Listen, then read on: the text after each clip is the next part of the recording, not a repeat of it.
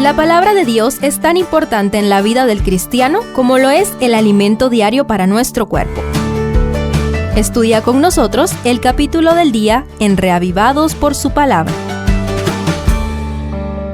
Segundo de Samuel 13. Justo cuando parecía que todo había vuelto a la calma, en el palacio real de David se empezó a gestar la cosecha de dolor y amargura que el pecado provocó. Cuando un líder tan bueno comete un error, los alcances de las consecuencias de su pecado son mayores. Acompáñame a conocer los primeros golpes de la sentencia que el mismo David pronunciara contra sí mismo. Primero, Amnón viola a su hermana.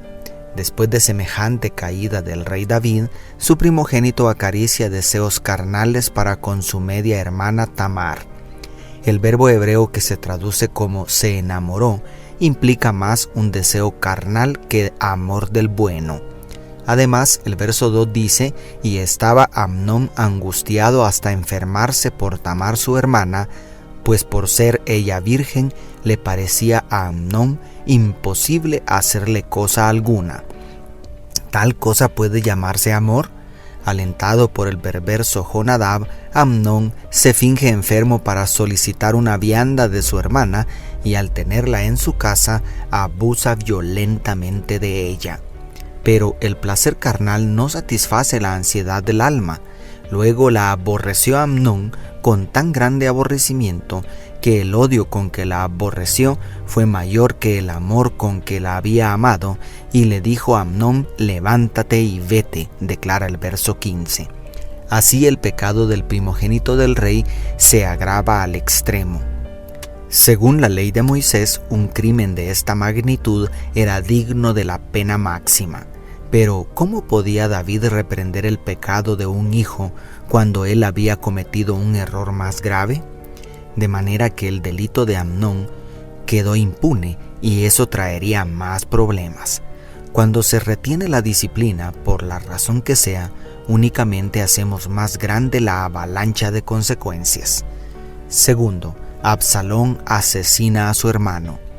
Después de ser humillada, Tamar encontró refugio en su hermano Absalón, un príncipe muy astuto quien supo esperar el tiempo necesario para preparar la venganza sin ser descubierto. Actuando fingidamente como lo había hecho Amnón, preparó una fiesta donde asesinó a su medio hermano delante de todos los príncipes de la casa real. Después de cometer el crimen, huyó a tierra extranjera sabiendo que también merecía la muerte. Sin embargo, ¿cómo podía el rey condenar a su propio hijo por un asesinato de menores agravantes que aquel homicidio múltiple que había cometido tan solo para quedarse con la mujer de Urías?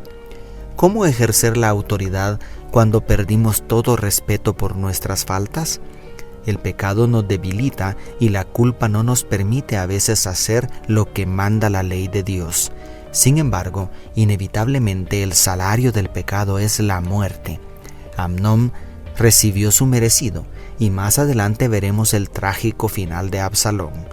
Cuídate para no ceder a la tentación y así podrás ejercer tu liderazgo para reprender el pecado con eficacia y compasión redentora. Y tercero, el dolor de David. Parece que la sentencia pronunciada por el rey se estaba cumpliendo. Ahora la vida de 3 hijos estaba arruinada. Una hija muerta en vida por causa del abuso. Su primogénito asesinado por haber cometido una vileza contra su hermana y Absalón en el exilio con una pena de muerte sobre sus espaldas. Aun cuando haya tanto perdón y misericordia a favor del pecador, ¿te das cuenta cuán poco inteligente es pecar?